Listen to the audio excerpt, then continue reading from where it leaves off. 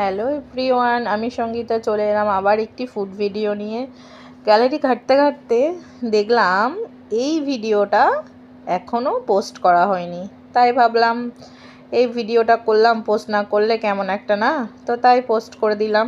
তো যাই হোক, আজকে ছিল কুমড়ো সিদ্ধ, উচ্ছে আলু ভাজা, আর আমার সব থেকে ফেভারিট চিংড়িওয়ালা পোস্তওয়ালা চিংড়ি। তো যাই হোক, পোস্ত দিয়ে চিংড়ির এই ভাপাটা যা খেতে লাগে না, অনবদ্য। তারপর ছিল ডিম আলুর ঝোল। প্রতিদিন মাছ মাংস আর ভালো লাগে না, এবার একটু ডিমে ফিরে এলাম।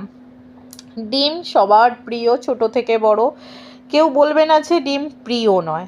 আবার অনেকে তো এমন আছে একটা ডিমে ঠিক পেটটা মনটা কোনোটাই ভরে না, পেট ভরলেও মনটা ভরে না। তো যাই হোক, কুমড়ো সিদ্ধ দিয়ে ভাত খাওয়ার পর তারপর উচ্ছে আলু ভাজার আর কি তিতো তিতো খেতে। তারপর ছিল আমার সব থেকে প্রিয় পোস্ত দিয়ে, অল্প সর্ষে একটু বেশি পোস্ত দিয়ে আর কাঁচা লঙ্কা দিয়ে চিংড়ি মাছের ভাপা। উফ, এটা যা কি খেতে লাগে কি বলবো, এই দিয়েই মনে হয় সব ভাত ফিনিশ হয়ে যাবে। অনবদ্য খেতে, চিংড়ি মাছ অলওয়েজ ফেভারিট, আর তাতে আবার পোস্ত আছে, ভালো লাগবে না কেন? চিংড়িটা যে কি সফট আর কি ভালো টেস্টিওয়ালা, কি বলবো, এর স্বাদ বলা যাবে না। কেউ না খেলে বুঝতে পারবে না এর যে কতটা স্বাদ। তারপর ছিল ডিমের ঝোল,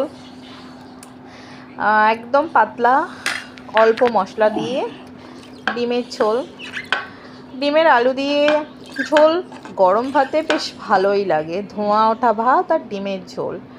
ডিমের সাদা অংশটাও তো ভালো লাগে না, কিন্তু ডিমের কুসুমটা নিয়ে আমার আর আমার বরের মধ্যে সব সময় চলে।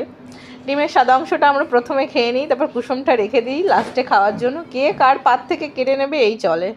তো আজকের মতো এইটুকুই, টাটা, বাই।